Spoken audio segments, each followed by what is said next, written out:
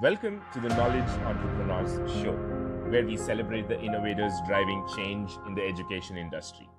At Edison OS, we've worked with over 500 knowledge entrepreneurs to turn their edtech ideas into profitable businesses.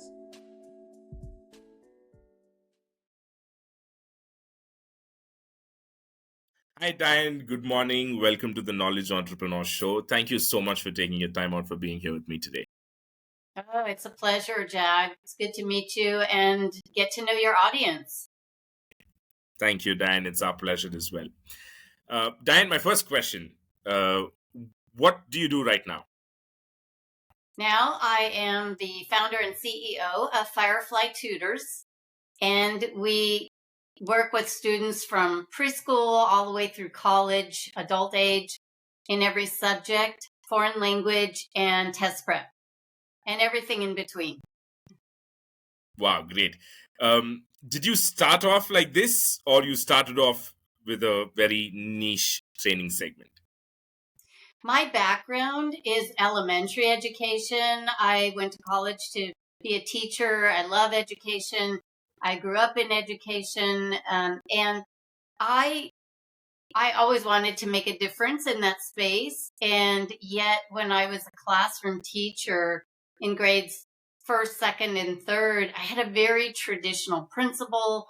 And unfortunately, he wanted me to teach in a very traditional manner where all the students would learn the same exact way. But I saw how differently every child learned, and it just didn't work for me. I'm a really innovative, kind of creative person, and I felt like I was in handcuffs in that classroom arena. And so I left education. I went into the corporate world and into sales, and I did quite well with a large corporation. And it was fun. I learned a lot about business, and I also started my own health and beauty business on the side. I guess I've just always had those entrepreneurial thoughts, and I like that space a lot. And so it was fun in the health and beauty industry because that's something that I do on an organic basis every day, is keep my own self healthy, and I want to age as gracefully as possible.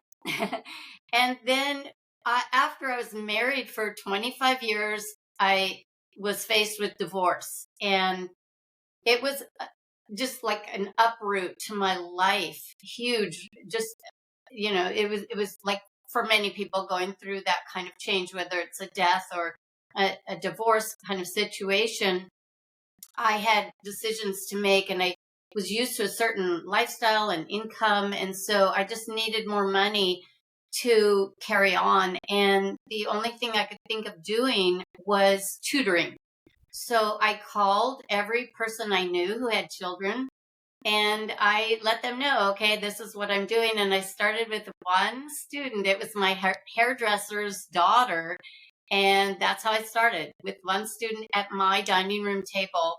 And the best part was, within a year, I had 21 students off referrals. And Wow. it was just such a great healing year for me, because the kids, they just love you unconditionally, no matter what. I made learning as fun as possible. And I think that also got me out of my funk of going through divorce. And it was just a really good time for me to grow and change and just find a new direction for my life. And it's been a blessing all the way through. Great. Amazing stuff. Diane, I was reading through your about section on your website, your story, right? And then it said that exact thing, that you started off with one student, then you grew to 21 students in the span of a year. And then it says you started A+ in-home tutors in 2003. So I'm a little confused. You run Firefly Tutoring. Is this a new name, or what is Good A+ question. in-home tutors? Right. Yes. So I originally chose the name A+ in-home tutors. I wanted Right. just like A+ tutors or A+ tutoring, but that domain was already taken. So I had to kind of stretch it out until I could get a domain that wasn't taken. And some close friends of mine who I grew up with they had started their own private school. And I had asked them, about helping me choose a name. And they said, whatever name you choose, it should tell people what you do. So I wanted the word tutor or tutoring in that Right. name. And then once I started working with a marketing team and we started expanding the company, we realized that A plus space was just used, even if people didn't have that in their name. It was just so hard we couldn't even get on the first page of Google in almost any search. So a close friend of mine who's become a strategic business partner, he attended Harvard Business School. We happened to be high school classmates from an international school. We both went to school in Kabul, Afghanistan, while our fathers worked there. That's a whole nother story Wow. because my father made a dent in education. In fact, I'll promote my book right now, Education Warrior. It's about my father, Morris Cutler, and he really pioneered education in California as well as in the countries of Afghanistan and Kenya. And his work lives on through generations. And he was my inspiration to go into education. But getting back to the name of our company, so my friend Ted helped me understand that I needed to just rebrand my company. And he walked me through how to do that. And I hired a branding expert. I hired an excellent website team, and they actually found the name Firefly Tutors for us. And I love it because there's so many words, description words, brilliant, illuminate, and so we use those in our marketing. And so it's been a much easier name for people to distinguish and remember. And so that's how we got the name. So we just rebranded. So we're A+ in-home tutors as our corporate name, doing business as, or DBA, Firefly Tutors. Great. Oh, and the other thing I should add, so my CPA told me not to dismantle, not completely disengage from the original name, because it helps us show that we've been in business all these years, nearly 20 years now. And so he said that's important to keep as credibility and trust. Right. So it says, the website says you launched Firefly Tutors in 2021, but the story goes back to 2003. Firefly Tutors was launched. The thing that you started in 2003. It's just that you named it Firefly Tutors in 2021. Right. Exactly.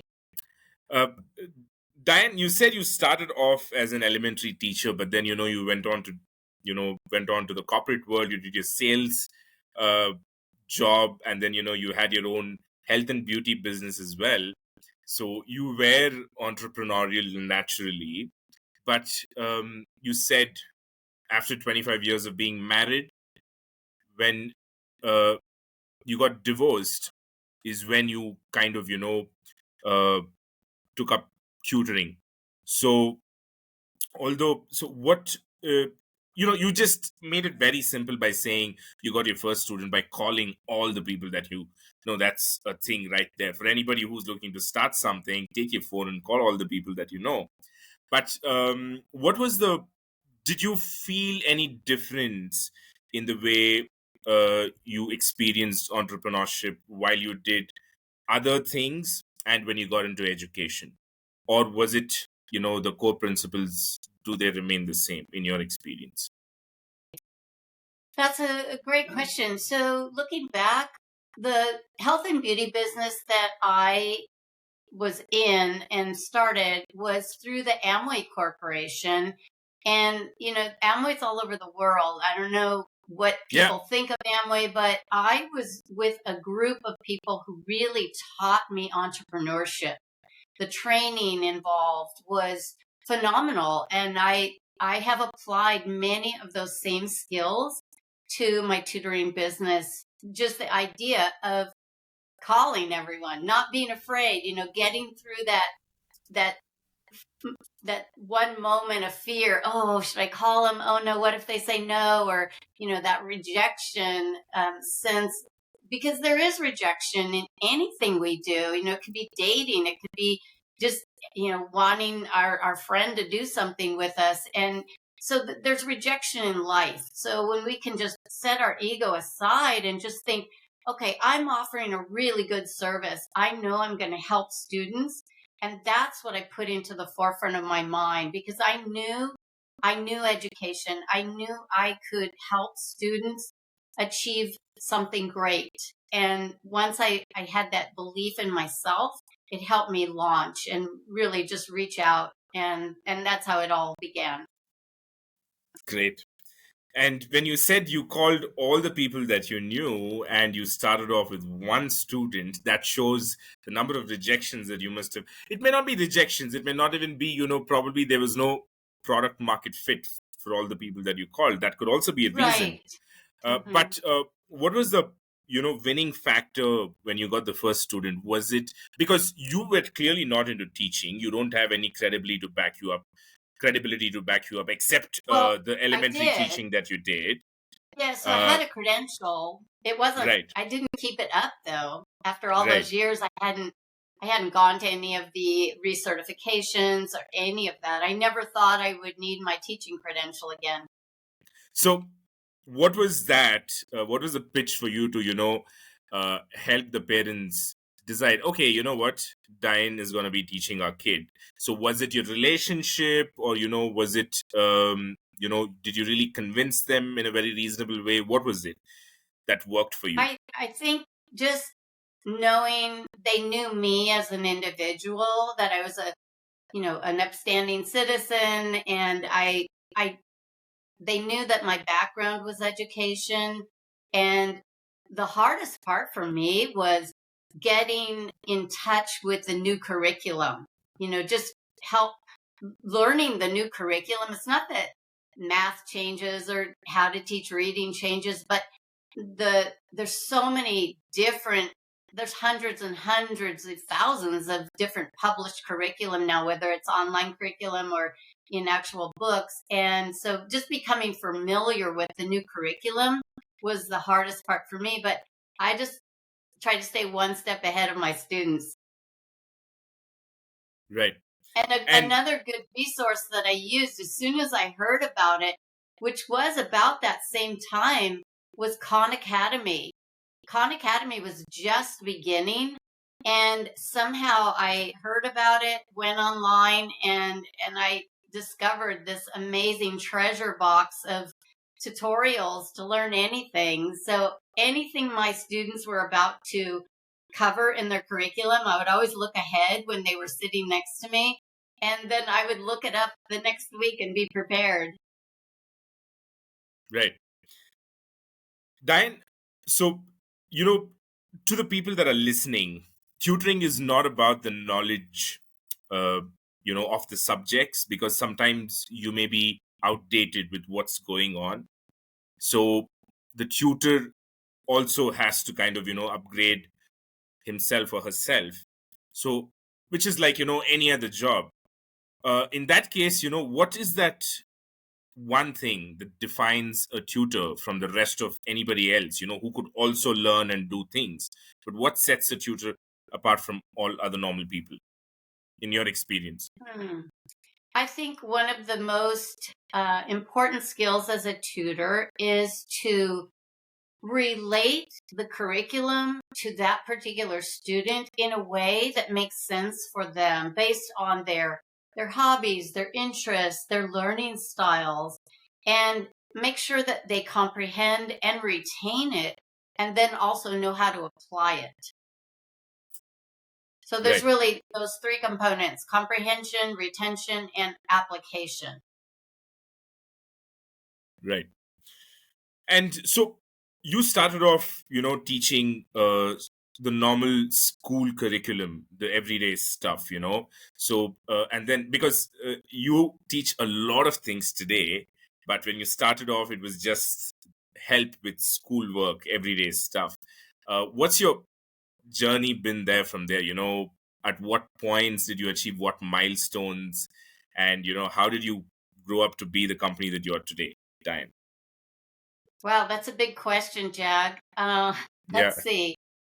I think I've always taken on the attitude of whatever somebody asks, whenever someone asks for something outside of what we thought was our normal sphere of capability, I had the tendency to just say yes and figure it out. And so we were able to customize based on the parent choice, or we have many contracts with schools now. So if a school contacted us and they wanted specific things based on the number of students or the budget they were working with or something along those lines, or even just their vision for what they wanted for their students, we would find a common ground, just make it a win-win situation, because ultimately when we have the opportunity to help students, that's our first priority. Right. Um, so you said you have contracts with schools, right? So what can you deep dive a little bit into this? Because schools, isn't it a conflict of interest sort of thing? Schools are there to teach, and students who don't understand what is happening in schools are the ones, who seek tutors out. So if you can just help me understand what's the relationship between the schools and a company like you. How are you even working together? Yes. So the majority of our schools are charter homeschools, and we organically fell into that space. I never really thought about making that a priority or a vision, but um, I found that because parents in California and about 15 other states in the United States offer this, they offer what's called instructional funds or enrichment funds. Every school calls it something different, but parents are given sort of a bank account of money, Hmm. and they can use it for educational purposes. They can either buy curriculum, buy a new computer, lessons of any sort. And that has been a great space for us because many parents who homeschool, and it's a growing entity in California, more than 10% of the population in California, which is huge, they choose alternative education. There's so many factors and reasons why, which I can go into if you want me to. But in that space, parents, they just want their child to learn at their own pace. Many students are way ahead of grade level. They graduate early. They get to college when they're 16 years old and they've already taken at least 30 units of high school. There's what's called dual dual admissions in California, and I think many other states offer this now too, where they can be taking high school credit and college credit. And so many students are graduating college at the age of 20 years old, going into graduate school and completing graduate work at 22 and 24 years old, and they're out of medical school or law school. So it's pretty amazing when we look at that end of the spectrum. We also have everything in between, and then also those with special needs. There's a big reason why parents who have students with special needs take them out of school. It's not that teachers are bad or schools are bad. It's really our system that somehow, a lot of kids just fall through the cracks. They're not, the funding isn't there to give them the kind of education they truly need and deserve. And so with one-on-one homeschool tutoring, the students do sit with a tutor who can just make it a great experience for them. And we want them to feel purposeful and successful and victorious in their learning. Great. Diane, a lot of interesting things that you spoke. I'm going to ask you questions from a lot of things. So first one for me, this is the first time I heard something called as a charter home school. What is it? How does it work? Yeah, every different homeschool is a bit different, and so we've had to stay very adaptable for each school. But in general, it's alternative education, and parents can choose For instance, if we have it on our website, if a parent is considering homeschool for their student, they can call us and we will gladly give them lots of free consultation and ideas. And we'll usually send them a recommendation of at least 3 schools in their county. So the school has to be within their county in the state of California. And then they get to choose. I don't want to actually just tell them, okay, enroll in this one charter school. I want them to choose. But once they've made that choice, we're vendors for over 40 different schools in California. So of course I give them choices of the ones we think are the best. And I think parents have been really grateful. I know all different reasons come up for students. It could be they're having emotional meltdowns in school because of the anxiety. Last year, as an example, we worked with an honors 10th grade student. She was running for school office and she was on the tennis team and she was headed for college, and she just had a complete meltdown in 10th grade, and she basically got D's and F's in all of her classes. And after the first semester, the parents were searching for homeschool. The private school she was in, and they paid a lot of money for that private school. I don't think it was the school. It was just where that student was at because of so many outside factors. And I think students hear about these school shootings, and there's so much peer pressure and just performance anxiety and all sorts of things that go on. And she was also one of the youngest of 7 children. All the rest had done exceptionally well. They were off in their careers, and there was a lot of pressure on her. And the parents were absolutely wonderful. They had no idea their daughter was suffering, but they were so instrumental in, they just found us on a Google search, thank goodness, and we were able to help them get a lot of choices in place, and they made decisions based on their priorities for their daughter. And then we helped her with 3 different tutors. We worked with her on all her subjects and helped her realize that success comes in different forms. And we taught her new study skills and just how to maximize her time management as well. And she was being pulled in so many directions. And so now she's back in her regular school. They just started school, and she's back in her other school. She missed her friends, and that was the goal all along. Her parents wanted her, and that was the student's goal, to be back in her school. And she is still using tutors this school year, but it's mainly just to take that pressure off of her.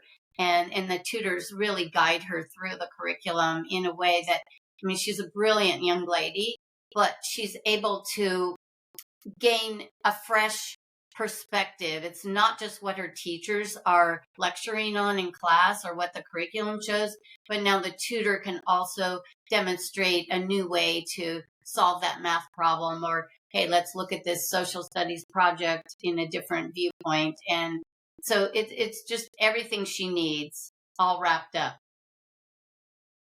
Great. That's a great story, Diane. Diane, of all the students that you work with, what's the approximate split in percentage between those who go to private schools and those who do homeschooling? Well, it's been an evolving situation, but right now I would say 75% of our students homeschool. Right. So it's a big portion of who we help. And like I said, we've just organically gotten into that space, but Right. it's been a fun journey because we're dealing with schools that are much more open-minded and not as regimented. There is a lot of regiment in California from the government, and it's getting more strict on these charter schools as well, but it's still, they have leeway to make choices. Right. Let's say a decade ago, was this percentage flipped? Was it 25-75, or was it 50-50? What was it like a decade ago? A year ago, No, a about the decade ago, 10 same. years ago, 10 years ago. Oh, 10 years ago. I think we were just getting into the Right. homeschool space about Yeah. 10 years ago. And there was a lot to it because um, we had to get Department of Justice clearance. And Mm. so that was another thing. So here's a good story.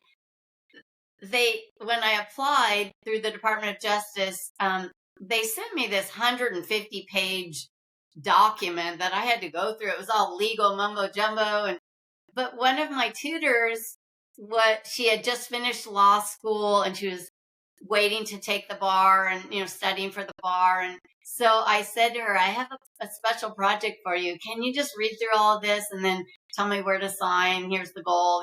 This is what we need to do. And she was so sweet. She came back and she had everything all marked where I needed to sign, and I signed it, and we turned it in. And it was like a 3-month process to become eligible to run our own, what they call live scans or fingerprinting for the tutors, because that was a requirement with all these homeschools, with any school really. All of our tutors had to be fingerprinted through our system, and we also carried liability insurance, which is quite expensive, and that went up as well in the state of California and other states. So and because there's been so many lawsuits in educational space, that's another entity we deal with. Right.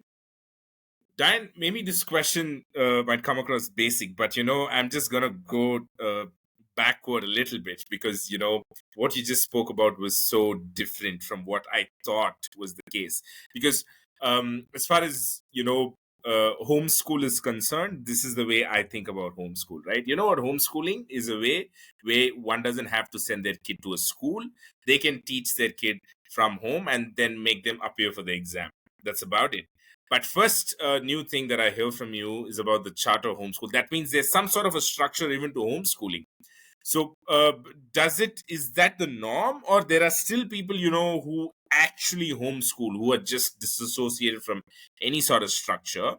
And is this another type of homeschool, the charter? Yes, that's an excellent question, Jag, and good for your viewers to know. So throughout all of the United States, homeschool has kind of two basic entities.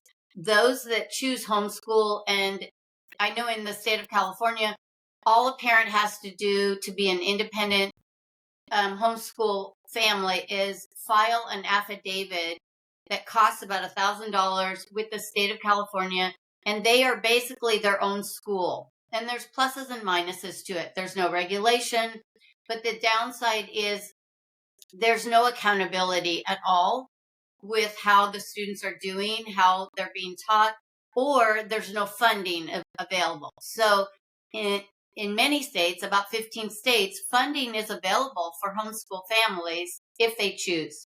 But let me go into another downside. So there was a horrific situation where a family was choosing homeschool, and there's never any state follow-up with it. They just filed this affidavit yearly stating we're teaching our own kids.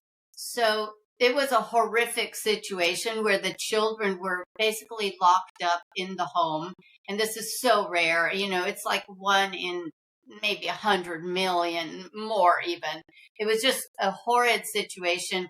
One of the girls, like a 13-year-old, somehow escaped out of the house. They were all locked up in this house, kind of starving. They weren't even getting enough food, and no friendship, no socialization, nothing. These parents were just horrible people. There was never any accountability because they had filed this affidavit with the state. And as far as they were concerned, the parents can choose that. That's an extreme situation. That's horrible. But in most cases, I know other families who have filed that same affidavit, and their kids are above average. They're soaring through school, and they're headed for college, and they're just doing fantastic things. And there's all different reasons for the parent just kind of being an independent. It basically, they create their own independent charter school. And there's lots of positives that come out of that. But what happens also is they don't receive any of the state funding that's available for homeschool families. So they have to register and enroll in an accredited charter school in the state of California to receive funding. And I think that's true for most states. And there's a variety of different money available. Each state is different. So within that, there's a lot more accountability involved, and the schools make sure that the parent stays accountable and learning takes place. And that's why a lot of families hire an accredited tutoring company, because we're accredited with all the schools. Right. Thank you so much for this. Now it's all making sense to me. Okay, got Good. it. So this is a charter school, but there are two types. One is you can be with a charter school, or you can be just within your home as well. That's what you just said. Independent, yes. Independent. And you've got each of the states in the US have got their own rules. And yeah, one of the downsides that you said was pretty horrific. Yeah, that's even shocking. I mean, oh, is that even possible, sort of a thing? Um, Diane, going back, now you said, 10 years back, you were just getting into homeschooling sort of a thing, right? What was the transition like? Did you expect 10 years from now, it was going to be 75% of the students that you work with would be homeschooling? I had no idea. I was thrilled to get into the homeschooling space because I am all about customizing the learning experience for students. I was like that as a young teacher in my classroom, but I had a very traditional principle. And this is partly why I left classroom teaching. I had such a traditional principle, and yet I was all about making it a unique experience for each of my students. And yes, it took a lot more effort as a classroom teacher, but I saw how different every child learned, and I wanted to make it the proper experience for each of them. But my principal basically shut me down with that and said, no, just teach the same way for each student in your classroom. And I did have groups, like the traditional reading groups or math groups, but it wasn't enough. And I saw how different each child learned. And so that's partly why I left the regular classroom experience. I just felt like I was too, I don't know, handcuffed is the only word I can think of. Right. Got it. And Diane, you also mentioned that more than 10% of the students in California are homeschoolers. Is that correct? 10%. That's Yes, a and huge it's a growing number. entity. Right. And you said, you're going to deep dive into it if I wanted, as to why is it happening, and, what are the reasons. And do you also think it's only going to become, the percentage is going to become bigger by the year? It is growing, yes. And not just in California, it's all across the country. I think it's just many varieties of reasons. I think that our school systems, they're doing a good job. And for most students, I think it's a great space. The socialization is wonderful, but at the same time, it's becoming a fear-based experience in some schools. There's just too many things going on, school shootings and all sorts of bullying happening in schools. And it doesn't allow for students with differences, a variety of differences, to gain what I consider the quality of education they deserve and need. And so the homeschool space has been a really comfortable setting for many students because of that. And it does put a lot on parents, and not all parents are equipped or capable or even want to do that. And so that's where tutors come in. They hire a tutoring company like Firefly Tutors to come in and really give that student all that they need and deserve. Got it. And Diane, when it comes to the mode of operation, right? So the tutors visit the students' home for the delivery. Is that correct? Yes, in many cases, we offer both. So we offer in-home experience. They can meet at a library if they choose, or their home, of course. And most parents do choose their home. Or we have online tutoring, which is one-on-one. We also offer pod tutoring, which is just small groups of anywhere from 2 to 6. We try to limit it to 6 students Right, because the experience gets diluted and it's not as customized. right. And for me personally, homeschooling is a very interesting topic to talk about because where I'm living, homeschooling is still in its very, I can't even say early stages, right? It's like minuscule. There are hardly anybody doing homeschooling, but it is being spoken about at least. It is open for discussion. And I don't see anybody still having a startup as such, whose targeted market is homeschoolers as such. So the reason I'm sharing this with you is a lot of people have explored this area of market to see, if there is any service that they can offer. And I'm not just talking from business point of view. Right now there are parents, who've successfully homeschooled their kids, and they are kind of propagating and advising and kind of, being a helping hand to young parents who want to do homeschooling. So from a business point of view, not from a parent point of view, from a business point of view, what is homeschooling like? How is it different from tutoring private students? How does one approach getting into homeschooling as a business? That's a big question. Every state is different. So it depends on which state someone is working within.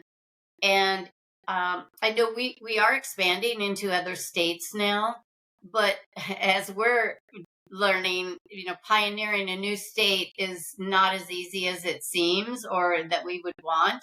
And there's so many workarounds that we have to figure out based on the confines of that state and the regulations that they put on us as a new tutoring company to work with their funding, their state funding.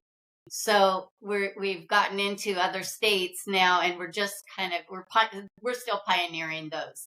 But within California, I do know that space pretty well, I would say. And I don't know, maybe I could be an expert at this stage, but I think every school wants a different it's similar, but I think every school wants a different experience for their students.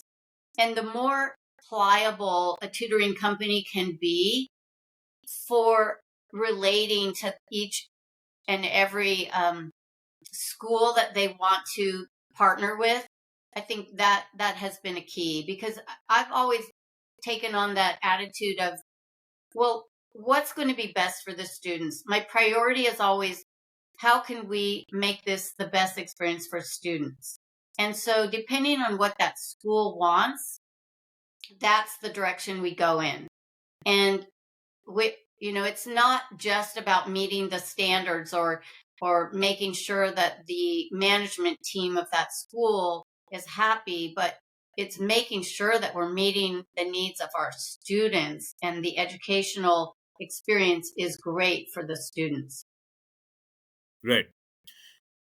Diane, you said, there are two entities of homeschooling, right? One is a charter homeschooling schools, where parents can go and, there's kind of structure, accountability and stuff. And then there's independent, where a home just becomes a school by itself.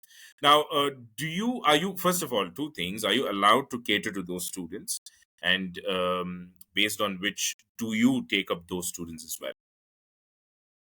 Yes, they're all the same to us. We want to help every student based on whatever the parent choice is, we will customize the learning experience. So it's really the parent disclosing to us and explaining to us what they want. Right. And then we will create whatever that is for them. And of course, it does depend on what the students are capable of doing. And so we want to work at the student's pace and make sure that they're gaining traction.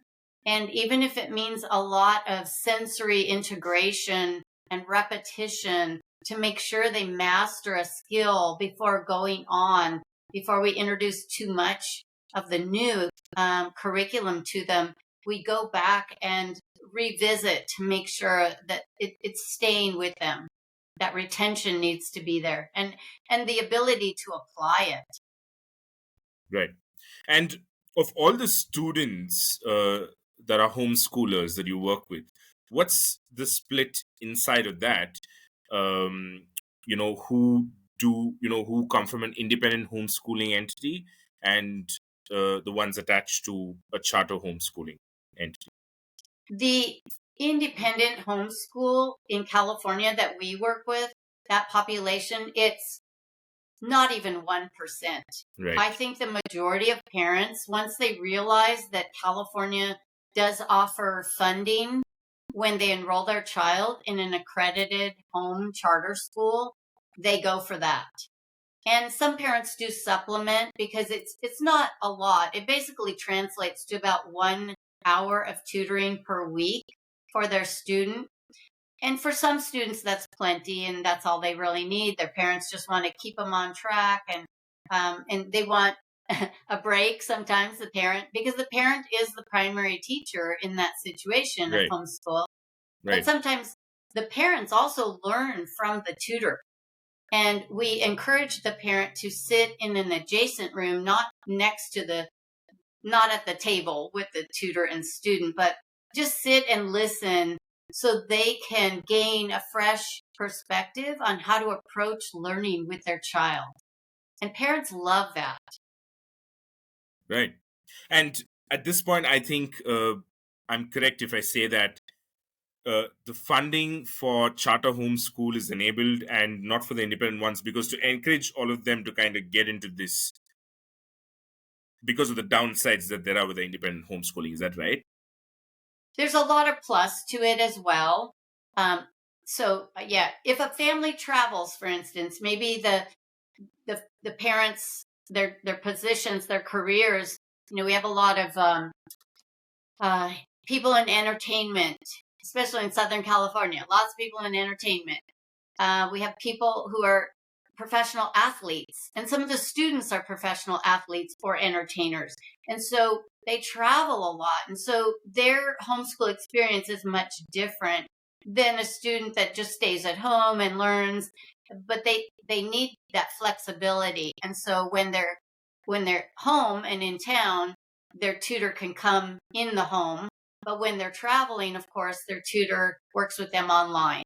But it gives them that flexibility. And most of those students, believe it or not, they are straight A students. They are top notch. They're brilliant. They not only, let's just say, a competitive athlete, they're at the top of their game, maybe in gymnastics or tennis or whatever their sport. They are working diligently to become a champion in their field. Right. And some of these are young kids, 7, 8, 9 years old. Some are already in high school, headed for college. But regardless, they're very disciplined students, and they take education very seriously. So I hope I answered your question. I can't even remember what the question was. Yeah, you did. What I wanted to ask was the reason independent homeschoolers are not given funding is to encourage them to be a part of the charter homeschooling system. I think it's because of accountability. Right. So when they choose to be their own independent homeschool, there's no accountability per se. There's no one that checks up on them to make sure. But we have found that the majority, honestly, 99% of them are just top-notch students. Got it, Diane. Diane, I'm going to go back to your first 10 years before the homeschooling thing came in, right? So, and then maybe go to your first year, even when you went from 1 student to 21 students. How did that growth happen? What was the marketing or the sales strategy that you made? And, how did you kind of navigate that whole growth from 1 to 21? Because you couldn't have taught all the 21 students yourself, did you? I did. Oh, I wow. actually Okay. did.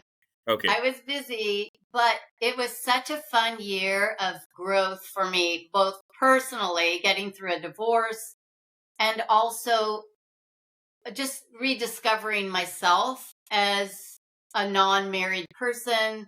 Also, just creating this business entity from scratch. And I think one of the biggest things I learned was, and I learned this building my Amway business, was talk to everybody. So whether I was in the grocery store or whether I was out in a post office line or just anywhere, wherever I was, I would strike up conversations with people if I saw they either had kids with them or I could tell they might have been in that age group. Basically, my age group was 25 to 45 years of age. And I knew they most likely would have kids or were thinking of having kids or whatever it might be. And I would just strike up conversations, and I learned to be friendly with people and just tell them what I was doing. So even if they didn't have a child that needed a tutor, my philosophy was they know somebody. Everybody knows somebody who needs a tutor. And Right. whether it was their niece or nephew or maybe their neighbor or whomever. And that's how I grew to 21 students. I just asked everybody. Great. And it was all one-on-one tutoring, or part of it was group tutoring Yes, as well? just one-on-one tutoring.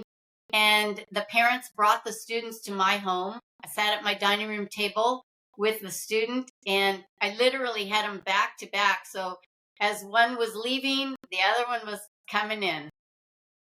Right. Got it. Diane, just one question. It might sound personal, but it's your choice to take it or not. This is just to get your perspective on your mindset. You said, first of all, starting a business is not a joke from scratch, and to to to have to do that when you're undergoing something as personal difficult times such as a divorce is not going to be is not making it any It easy at wasn't. all. Yeah. Now, how did it work for you? Did this whole tutoring thing help you distract yourself from that whole divorce thing? Did it keep you so busy? Or was it the other way around? Since you were divorced, you didn't have a choice, and that fueled this. So, how did that all work out for you from a mindset point of It view? was both. That's a great question, Jag, because I think our mindset does determine our output. And for me, it was a grueling time. It was the most challenging year of my life. And I had never been through anything like that before. I never thought I would get divorced. And yet it was a matter of survival economically. I had to make more money. And so I I just I guess I was just, I have parents who set the bar high for me, and they encouraged me, and I had great parents, luckily, who just kept loving me through the whole thing, and a lot of good friends too. And I don't think I really shared with too many people how challenging it was, Right. but it was really the children I was tutoring, all the kids, and I had them up through high school too. And they brought so much light into my life in that moment. And it brought joy to me in my heart. And that helped me heal. Great. Thank you so much, Diane, for sharing this aspect of your life. Now, coming back to the tutoring thing, you started from one, you went to 21 students, and then what happened after the first year? You surely It had to just, start hiring others, right? yes. So in a sense, it did. I actually didn't start thinking about hiring tutors right away. It didn't dawn on me. I was just kind of trying to survive. Right. But I was also applying for educational jobs. And I ended up, not right away, but I finally landed a job at a career college, which is kind of like a community college, but more career oriented. And it was only 4 miles from my home. And, kilometers are different, but it was nearby, and it was a brand new campus that they had just opened. And the president of the campus interviewed me, and he liked me, and it just seemed like a great fit. And it was part time. And I let them know that my tutoring in business was very important to me. So they hired me as what's called an academic specialist, which is just a fancy word for tutoring, for a tutor. They wanted a tutor at their campus. So the students, these were adults, young adults mainly, who weren't really, they didn't have the mindset or the grades to go to a 4-year university. And they were careers like dental assistant, physician assistant, no, not physician, like pharmacy tech, or a lot were in the medical field, but they were more the assistants and at that level. So most of the programs were 9 to 18 months. And a lot of students, I realized most of what I did was I helped many of the students pass the entrance exam to get into the school. Because if they didn't have a high school diploma, if they, for whatever reason, did not finish high school, sometimes it was a girl who got pregnant and she didn't finish high school. It could have been a boy who he wasn't mature enough to finish high school. He just, wouldn't attend school, and all different reasons. So I was dealing with a different mentality of student, but yet I wanted them to succeed. That was my job. So I basically taught toward the test, the entrance exam. And I just showed them lots of key ways to, okay, when you see this question, this is what it means. Okay, cross out the words we don't need in this word problem.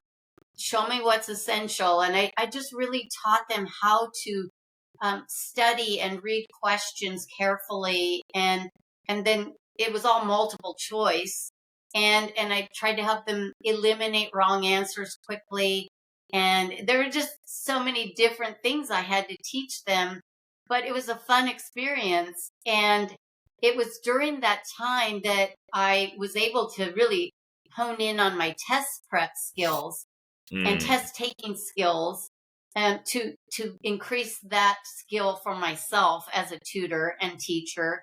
And at all that time, then in the US, there was a recession that happened in 2008, 2009. Yeah. I lost half of my students during that time, literally half, because so many parents lost their jobs. Some even had to leave their homes because they were upside down in their mortgage payments. And so I literally lost half my students. Luckily, I had that other job to keep me afloat. And it was a trying time, but it was during that same time, I went with a friend to hear a speaker. He was like a job coach at a temple, a Jewish temple. And I happen to be Jewish, but I'm not that religious. But it was called University Temple near UC Irvine, which is a huge, wonderful school in California, in Southern California. And I went to hear this job coach speak at one of their conferences. And right then, he was talking about taking a hobby or a part-time job and turning it into a full-time gig for yourself. And the light bulb went on, and I finally realized I've been tutoring for all these years. I mean, it was at least 6 years at that point. Why don't I just turn that into a real business? And that was my changing moment. And from there, I started hiring other tutors. Got it. So you started off with one student, had 21 students, but still wasn't a proper business, you still went out to have another job while you kind of did tutoring on the side. And only after 6 years from that first year, you went full fledged and you started this Yes, journey and towards the Firefly other Tutors. reason I wanted that other part-time job as at the career college was because for 20 hours a week of work, they were going to give me a full healthcare benefits package. Right. Instead of paying out of pocket for myself. I mean, that was a really important entity for me to have that medical coverage. And so that's one of the main, they didn't pay me a lot per hour. They didn't pay me what I felt I was worth, but I had that medical coverage. Great. Got it, Diane. So, Diane, when you decided to, kind of hire people and go full fledged, so I believe you stopped everything else. You went full in on Firefly Tutors. No, I stayed at the college until they actually had a drop in their enrollment because a lot of the government funding that students were using was eliminated. A lot of Right. the programs, the government, when a different president came into office, a lot of the government money stopped in that space, that education space. And so they lost a lot of enrollment. And I saw they had let 6 of their instructors go. And I thought, uh-oh, I could be next. And I was the 7th person to go in the school. So Right. they basically eliminated my position because they couldn't keep me. Got it. Was that a blessing? But it really was. And I remember driving home. I was like, gosh, I've never been fired from anything. I felt like I was fired, like I was a failure. But yet it was a blessing because it freed up all of my time to just make this work. And that's when it really took off. I just put my head in the game 100% and all my efforts, and it paid off. Diane, I just want to kind of, talk about this a little bit more, um, from a point of view that it's it's kind of like a very strange situation, right? Because now you do not want to disturb that's not bad for you. So you're going for a job, and then you have this side thing that's going on. There's no problems, but then uh, yes, everybody knows that maybe if you quit everything else, you focus full time here, you might make it, better. But nobody wants to take that risk. But in your situation, you had no choice. So looking back, what if you went fired, or what if you went the 7th person, if that stopped with just 6 persons? Have you ever thought about it? I haven't thought about it. It was meant to be. And, I really haven't looked back. I mean, that was a good experience because it helped me look at a different side of education that I had never been exposed to. I was always in the elementary area and then working with one-on-one as a tutor with many of my other students. I was able to kind of get into the high school, middle school, and high school space as well. But that college space, there's such a demand and need for that level of education. And I'm so happy that I had that experience. I also got to be a part of that school and that campus becoming accredited because after the 1 year mark, they had been in business. They went through an accreditation process, and I was able to learn what that's all about and be a part of that. And that's something I had never done before. Great.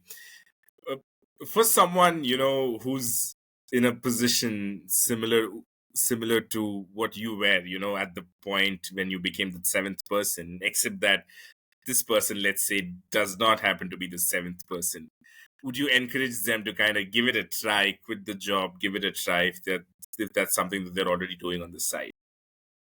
Yes and no. You have to believe in yourself. You have to make sure you can at least pay your bills. I'll just be honest. During that recession in 2008, 2009, it got really, like in 2009, let's say, it got really dicey for me. I think my parents they kept asking me, do you need any money? Do you need any money? And I know they could have helped me, but I just said, no, I'm doing okay. I just didn't want to ask them. I wanted to keep my pride. And yet I got down to where I paid my bills that month and I had $900 left in my account, my checking account, no savings, nothing left. And I was scared. I mean, I was panicking. Can I make it? Can I make it? And I remember not even if I would go out with a friend, I would have a glass of water instead of a drink. Like, I wouldn't order a glass of wine. I'd order a glass of water or something, just I was really thin on my spending. I only spent what I needed to spend money on. And I just really pulled in my economic belts. And it was a scary time financially, but I got through it. How did you get through it, Diane? I think believing in myself, and I've always been a person so this I think has been a real key factor for me. I've always been a huge reader and I love self-development, personal development. I read a lot of books on that, and I was reading a lot in the education space on what was going on. I was watching TED Talks and podcasts were just beginning at that point, and I just opened myself up to learning every single day. And every morning I work out as well. And so that was my time to listen and learn while I'm working out. And, I'm feeding my body physically as well as mentally, emotionally, psychologically. And it started my day off with a positive outlook that I can do this. I'm making it work. And failure was not an option for me. I just knew I had to make it work. And luckily I've had great parents, encouraging parents who believed in me enough to give me that encouragement, and a lot of great friends and family members. So I think just having that right attitude and not being down in the doldrums of life. It was hard to pull myself out of that when I was first separated, going through divorce. I just felt like, oh, my life was over, but I had to create new dreams and new vision for myself. And that's what carried me through. Great. And I think it was pretty much a second starting point for you, right? 2003 was your first starting point when you had to get your first student, then go to 21, and then you had a job for 6 years. And when the recession happened, can we say that was a second start from the scratch again? Yes. It wasn't like a starting point so much as it was like a new level. I had to kind of find a new level or new gear to make it work. And so it just took more growth within me and belief in myself that I could make it work, that I could hire tutors and find people who would find the same vision and want to be a part of what I was creating. I had no idea at that point that I could create what I have now, because it's been a team effort. I've just been able to hire incredible people who had skills that I didn't have. I think that's been another secret. So with one of my students, I remember reading, it was a biography. He shows a book report on the life of Bill Gates. And he was a sixth grader, so it wasn't a real intense book. And we read it together, and he did a report on it. And that book inspired me because it was all about Bill Gates' secret to success. And Bill Gates said that he hired people who were smarter and stronger in areas that he wasn't. And I took that to heart, and that's how I hired and created my team that are incredible. And I'm like the least techie person on my management team, but they know that's one of the areas I depend on them to teach me. I'm always asking, hey, can you show me how to do this? Show me how to do that. That is so great. I mean, That's a real value bomb you just said. Somebody who's in a hiring position better hire people smarter than them, or in areas that other people are stronger, in areas where the person himself or herself is weak. Great, Diane. Thank you for that.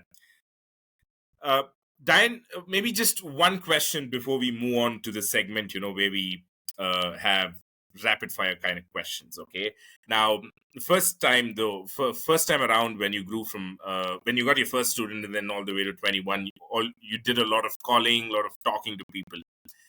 Was it the same around this time? Did you get back to your calling, or what was it that got you more students?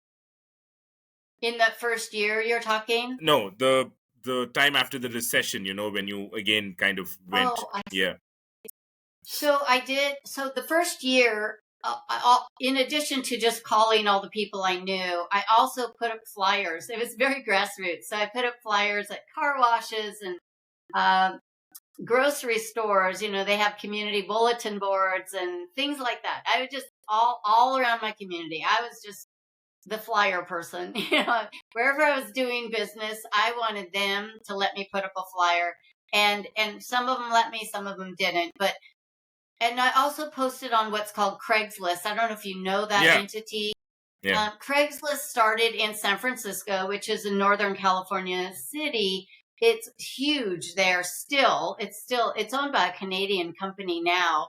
Craig, the original owner, he sold out to a Canadian company. But I found a lot of students off of Craigslist. So that was another advertising opportunity. Back then it was free. Now it's $5 an ad. So it's still very reasonable to post ads on there. And I think a lot of it was referrals. When one parent was happy, they would tell 3 or 4 other parents. And I just started getting a lot of referrals. And many of them would live in a general community. They all knew each other. Their kids went to school together or whatever it might have been. Maybe they were on the same Little League team or anything. And so a lot of parents would call and say, and we want the same tutor that so-and-so has. So the tutors were gaining a following as well. And so it's almost like they had groupies following them. And the tutors really liked that I was letting them know that this parent specifically asked for them. And it really boosted their confidence and their sense of just self, that they were wanted and needed. And I think we really celebrate our tutors in a great way, because we want every tutor to know we can't do this without them. So we celebrate our tutors. They're a vital entity of Firefly Tutors. Great.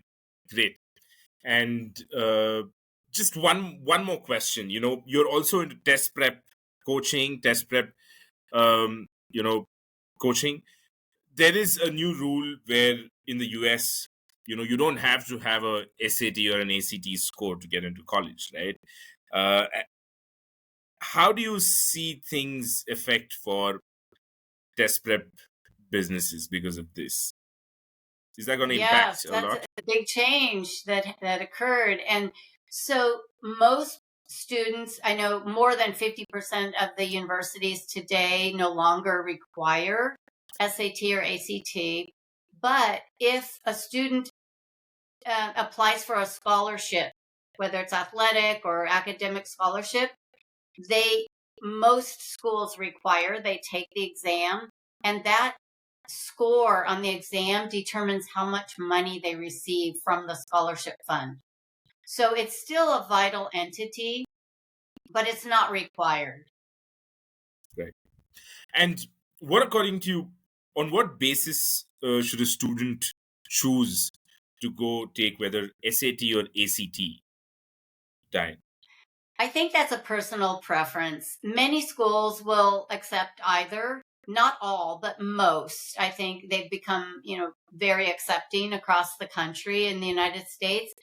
But I think the ACT was generally an East Coast all the East Coast schools, and the Right. SAT was generally all the West Coast schools, and overlap in between. I think now it's very sort of homogenized all the way around. But I think just the what would we call it? The formatting of the exam, they're different, and so the student should take one of each. I would recommend taking one of each just to see which one they. I think their score may vary based on the formatting of the exam. Got it. Diane, great stuff. Thank you so much up until now. It was conversational style. I don't have much to talk about. I do have other questions, which I've chosen to keep it aside for more specific, quick fire answer sort of a thing. So I'm just going to mark the clip here. So I've got a few questions. You can help me out here, if I haven't asked you some questions, and if you feel, these are the things that I can talk about and add a lot of value to our listeners, you can share that with me. We can make that part of our questions. But these are the questions that I have in my mind. So, like, I'm randomly making top 3 or, top 2, top 5. You don't have to stress about it. You can just count up to whatever you want to. You don't have to force yourself to reach 3 or 5 or whatever. I'm just going to stick with top 3. Now, if you have more than 3, please go ahead and tell everything. If you don't have 3 things, you have just 1 thing or 2 things, that's okay as well. We'll make the edits in the post-production. But the questions that I have are top 3 things for a tutor who's starting off to grow his business. I'm just telling you all beforehand. We can revisit. You just think about it. This is one question that I have in mind. Top 3 tools that you use or you used for to grow your business, and mindsets. If you can talk something about mindsets that kind of helps you focus on the positives and not worry about negatives. This is one. That's a strong one for me. I could certainly address that one for sure. And the first one. Great. Yeah. Let's not talk about tools then. Thank you for telling me, okay, you know what, these are the things that I can answer. And then you spoke about a kid who had a meltdown, and you spoke about kids having anxiety and stuff. And test anxiety is a thing these days. And if you have to share 3 things that students can do to kind of alleviate their anxiety temporarily or even long term, that'll be one thing. Is there anything about tech that you want to share? What are the top 3 softwares that your company uses for teaching, that is? Oh, I see. And I probably. When it comes to education business, there are 2 things. One is the business side of it, one is the education side of it, right? When it comes to business side of things, you've got your marketing tools, sales tools, and all that, productivity tools, business development tools. And then you have your operational tools. If you're doing online teaching, then you use a video conferencing tool. It could be Zoom or it could be Google Meet, whatever it is, those kind of, we can talk about tools a little bit there. And these are the things that I have in mind. If you want to share something apart from these, please let me know. I can ask you questions. Okay. I can share a little about that. Like I said, technology is not one of my strengths, but we have our preferences that many tutors use and that parents prefer too. So we really ask parents what they prefer. So that's one of our things. Great. We'll get started with the first question. Diane, I'm just going to hit mark and ask you the question. Diane, a tutor who's just starting off, what are the top 3 things that he should focus on to take his student number from lower to higher? I think number 1, keep the highest priority about making sure the students' needs are met. That has to be the top priority. It's not about the ego of the tutor. It's not about knowing all the things that are right for that student, but really listening to the student and translating, noticing where they struggle, where are the gaps in their understanding, and being able to pivot right in the moment as you're working with that student to try something new, try explaining it a new way, use a new sensory mode of showing that student and doing it with them and for them in the beginning, demonstrating, and then slowly ask them to participate and integrate in the reproduction of that same skill or those steps to come to the right answer or get to the space they need to be to finish that assignment. And a lot of students, they lack the confidence, they lack the actual tools, they don't know where to start, they feel overwhelmed, they're just in their head too much, and they get paralyzed. And so letting them know that you're there to hold their hand through the whole experience, and you're not going to let them fail. We are going to succeed together, and giving them that reassurance that you're on their team and that you're just walking them down the lane, and you're helping them get to that road called success. Right.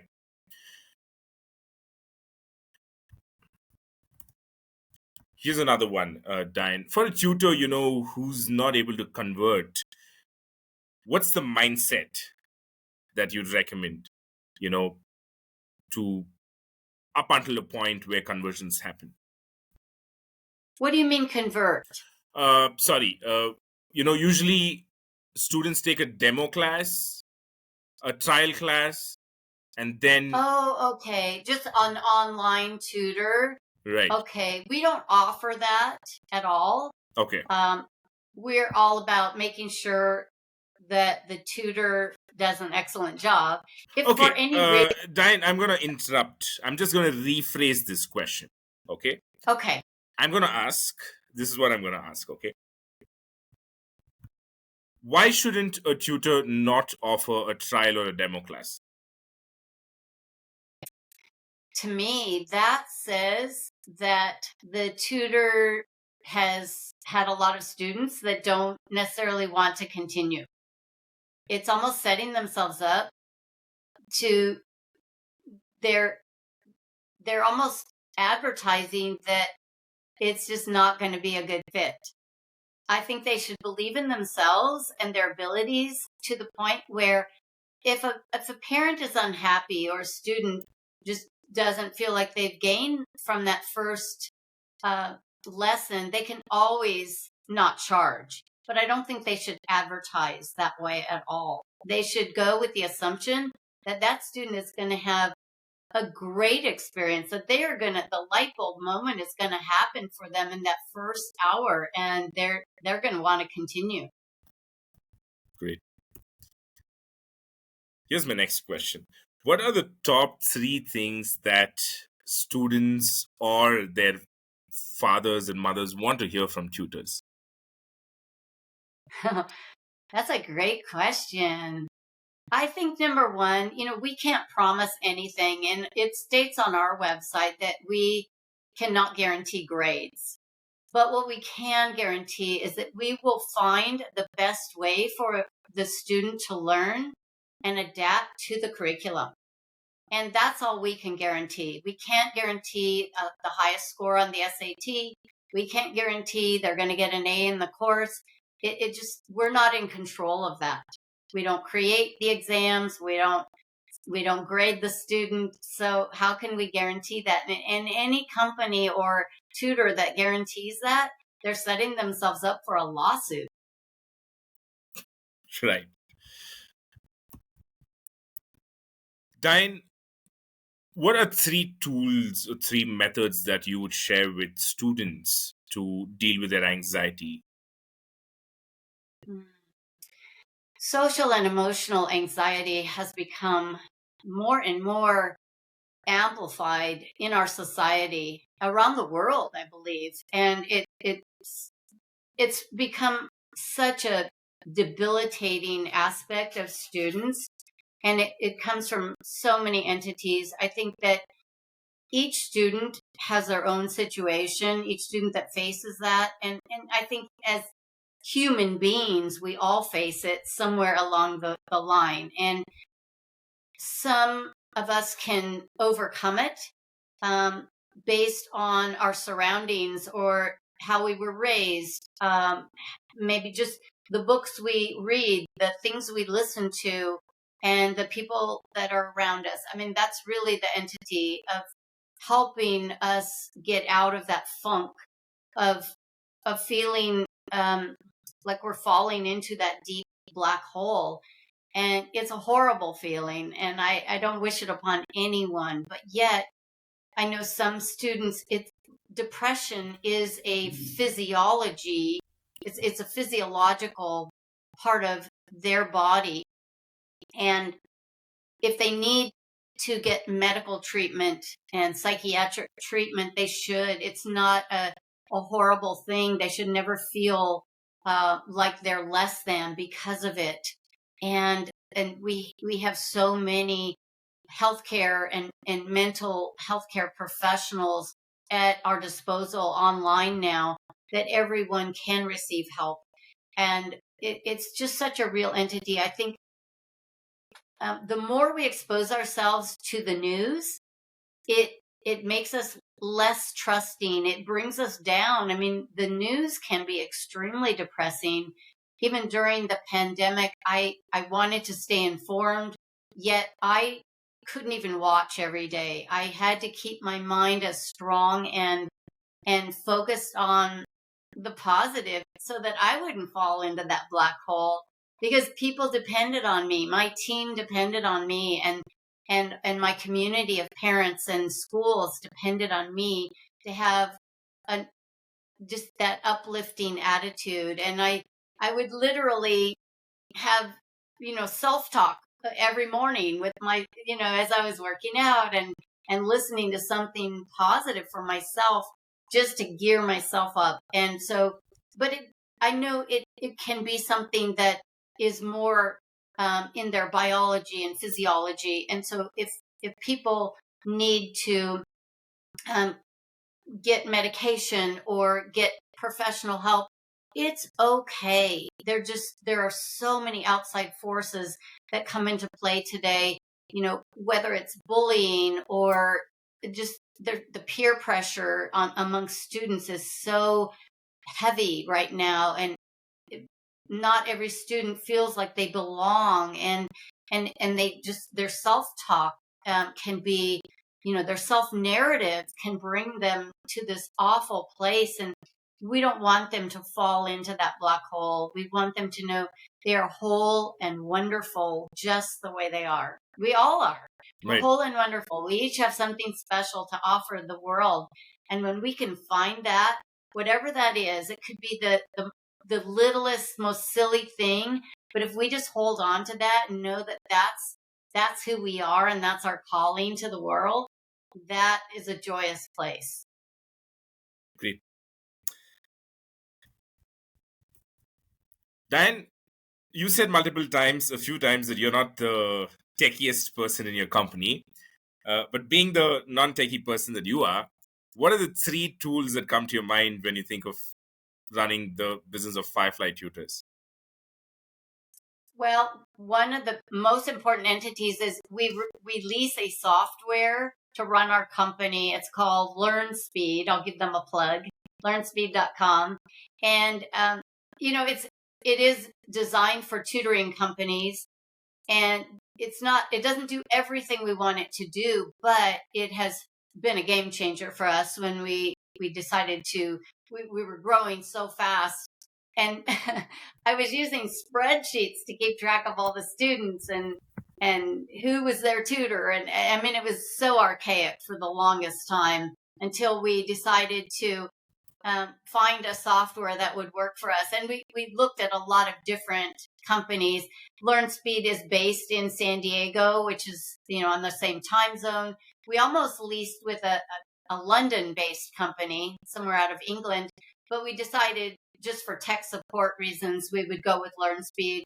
And like I said, it doesn't track everything we want. We wished it had a stronger marketing tracking and more on the billing and it doesn't sync with QuickBooks Online. It only syncs with QuickBooks a desktop. So they're still advancing their technology too, but we're growing with them, and we've seen some quality changes in that realm. And then many of our tutors and parents choose to, if they are using any kind of online tutoring situation, Zoom is the primary platform that's chosen, but whatever the parent wants, that's what the tutor will use. We love Zoom. It's just been a great tool all the way around, and they have, a whiteboard, a shared whiteboard in there, and lots of other fancy tools that are designed for tutoring. So we definitely like Zoom. And let's see, one other, we use Monday.com more internally to keep track of where we're at with different students, as far as, okay, we've gotten their parent form release, but we still need their purchase order from their school to get started. And it helps our education consultants. I have a team of education consultants who are all former teachers working beyond the classroom. They're amazing. They're all way more talented than I am, way more decorated than I am. They all have nth degrees. 3 of them have been teachers of the year in their school districts. And I just feel so fortunate to work with such a brilliant team. I learn from them every day, but they handle the day-to-day operations now. And I've just trained them to work and do what I did to build the company. But we've refined how our system and how we do everything so diligently. And it's all, again, based on our primary focus is all what is the experience for the student?